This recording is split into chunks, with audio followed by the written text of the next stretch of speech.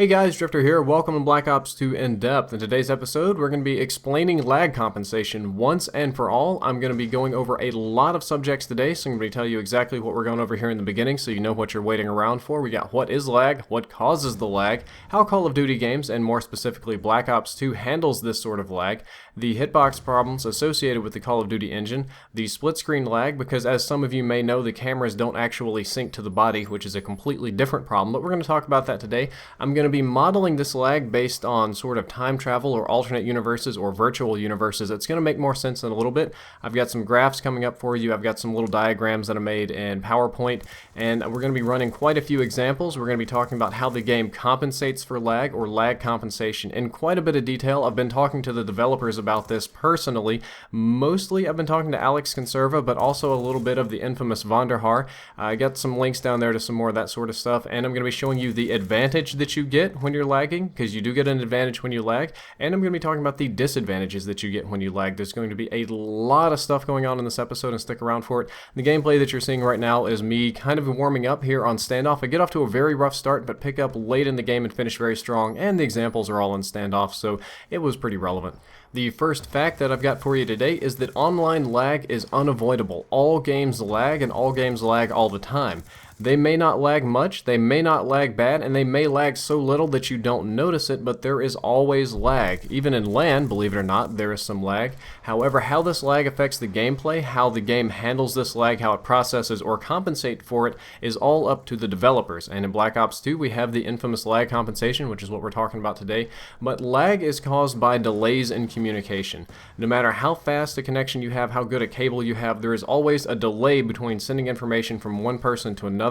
Even when you're talking on a cell phone, it's very, very close to real time, but there's actually a smidgen of delay in your voices between your phone and the other person's phone. It's the same thing on the internet, but it's more extreme because you're transmitting more data.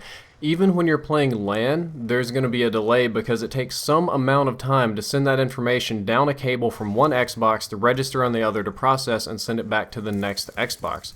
The name that we have for this is ping. The sort of delay back and forth transfer is ping. We measure this in milliseconds, and even if you have the best connection in the world, a straight fiber line of pure awesomeness from one point to the other, the example that I'm going to use is Los Angeles, California to New York, United States. Let's say you built one straight, perfectly direct fiber line that communicated information losslessly at exactly the speed of light. You'd still have 14 milliseconds of lag, because in our universe anyway, at least according to our current model, nothing can travel faster than the speed of light. So even at the speed of light, you still get 14 milliseconds of lag, which is, some people might be able to notice that. Some absolute Quake or Unreal pros that play super fast-paced games, Call of Duty pros maybe can notice this, but in real life it's much messier than that. You have processing time, you got bounce back time, you got packet loss, you got weird fiber cables, you have losses all along the way, and even greater distances than this. So lag is very, very real, and it's very unavoidable, but I have a graphic kind of model here to explain to you what's going on. Let's say that this is the host console. We're going to have three consoles here. The host console is like the God console. It controls everything else that's going on, and what happens for the host and what the host decides is what happens for everybody else. Most of you know this.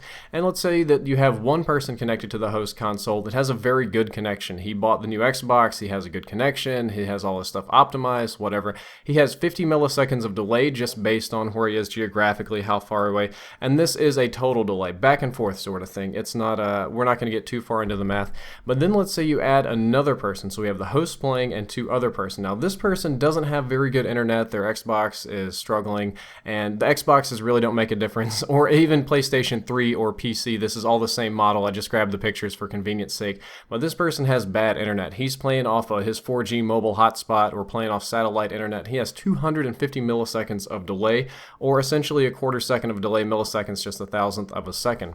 Between these two people, you have 200 milliseconds of disagreement on what's going on in the game, or at least 200 milliseconds of disagreement as far as the host can see. So the person with the bad connection is a quarter second back behind in time from the host, and the person with a good connection is 1/20th of a second, or 50 milliseconds back in time. And between each other, you you have 200 milliseconds of delay. So just with 3 consoles with 3 different delays, we are in 3 time zones. We're occupying 3 different virtual universes, with each game running its own Black Ops 2 and its own little space-time continuum. However, the host has to make decisions for everybody and it's got to smash everything together. The problem specific to Call of Duty is that you kill people very, very quickly compared to other games. Oh, Halo doesn't lag. Yeah, it takes like 5 seconds to kill somebody. Battlefield doesn't lag. It takes a little bit longer to kill people in Battlefield than it does on Xbox, and yes, no, my bad, on Call of Duty, and yes, Battlefield does lag. You just don't see it as much because the times to kill is slower. I just picked a gun at random, a popular gun. MSMC has a time to kill of 185 milliseconds.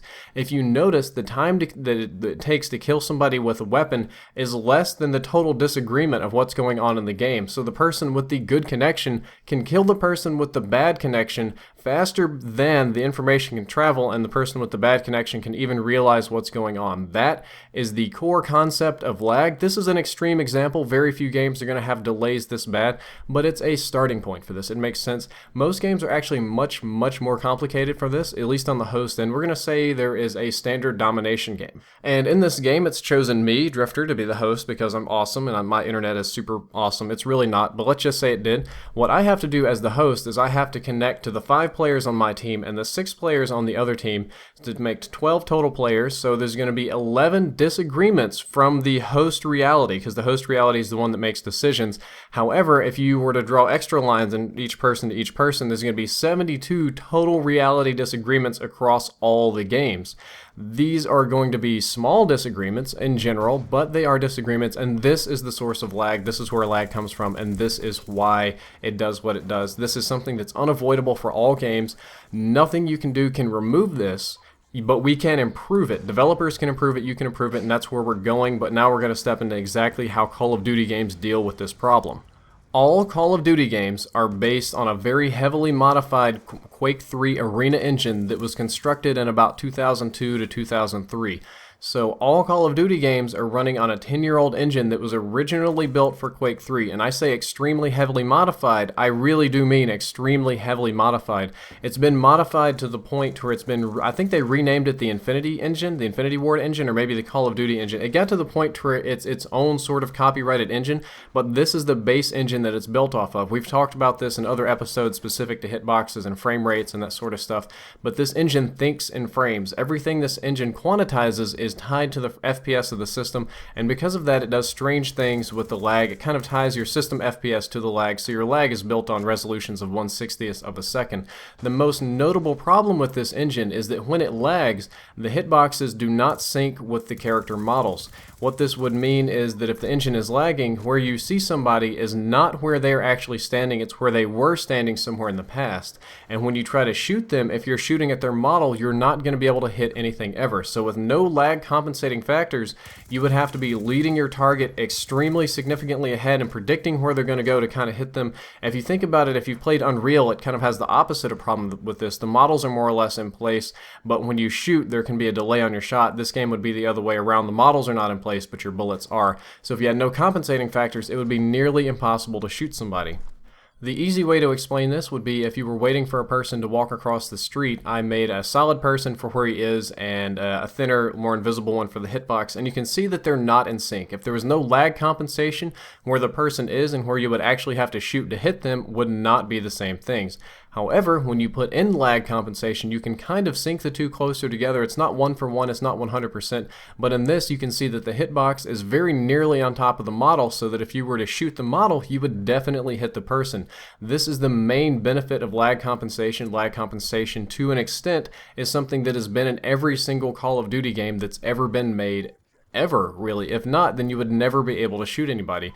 The next thing that we've got to talk about is a weird one. It's called split screen lag. This has to do with the Quake engine again and how it handles cameras. It's kind of funny, you know, the bullets come out of the very tippy top of your head, and that's how you head glitch, but the same kind of thing happens with your field of view and your camera not being 100% on sync with your body. In this example, you can see that I'm clearly stepping around the corner and going to be able to shoot the other person before they're able to react to me, before they're able to see me. me. And this is in split screen mode. This is offline. When you compound this with online, the lag has a worse feel to it. But again, even this online sort of compensation is not as damning as you would think. You're thinking, wow, this is proof that Black Ops is a terrible game. This is the worst thing ever. It's unfortunately tied to the engine, and this has more to do with your camera's perspective and your field of view than it does to not syncing the models to the bodies. However, this is not just in Black Ops 2. Again, I'm saying it over and over and over to kind of drill it into people's head. This is a problem with the game engine. This has been in every single Call of Duty engine since at least Call of Duty 2. I looked up on the Debunking forums and had a lot of people, I saw their testing on this one, and apparently they tested it all the way back to COD 2, and COD 2 had the least, but COD 4 still had some. This is Call of Duty 4, and you'll see the same problem. This is Modern Warfare 2, apologies, but you'll see the exact same problem here in Modern Warfare 2. It's a byproduct of the engine. That being said, Black Ops 2 is reported. I don't have all of these games, unfortunately. I sold a lot of them, so I can't test it. But people went back and tested all the games and all the offline camera syncing. The camera sync is worse in Black Ops 2 than it is in previous games, at least as is reported by the friendly folks over at the Debunking forums. But again, this is tied to the engine. This is unavoidable. Until there's a new game engine, until there's a new core mechanic, this isn't something that's going away. It's here to stay. You're just going to have to kind of pony up and deal with it. Okay, so we've talked about some Call of Duty specifics on lag and how it handles it. The next part, I'm going to need you to think a little bit non-linearly to follow me. This is going to be the hardest part to follow along with on the entire video, but try to think of lag as creating multiple universes in your game, and you can only see one of these. So we're going to go back to the example with the 3 Xboxes. Think about each Xbox running its own universe, and they're all very, very similar to each other. The differences are extremely minor. They're just fractions of a second off, and the host is kind of like the God universe, the Overlord universe, and he's constantly trying to mash the universes together to get some congruency for them. It's so very close. It would be like the next multiverse over fractions of a second of difference on each and every one, and the host is constantly trying to put it together.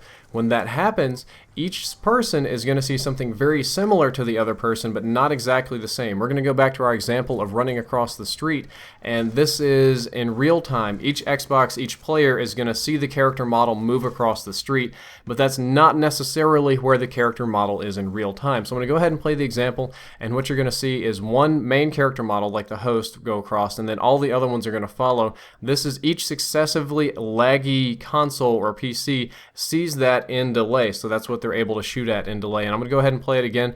So these are not in real time. Everybody sees this exact same thing, but they don't all see it at the exact same time. They see it somewhat delayed.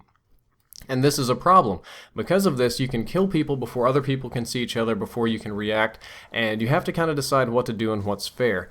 The myth that exists in Black Ops anyway, or even since Modern Warfare 3 is where it really popped up, where it was really prominent, and I helped propagate it too. I'm kind of a part of this. And the myth is that lag compensation is a giant piece of code that kind of averages all of your pings, and then it will assign an artificial delay or an artificial bonus to players based on that. So if you're host and you would have ideal connection, then it kind of assigns you an artificial delay and delays you on purpose. And if you have a bad connection, it kind of boosts you up on purpose. And the idea behind this, or at least the idea behind the myth, is that based on this, everybody would have a more or less even playing field.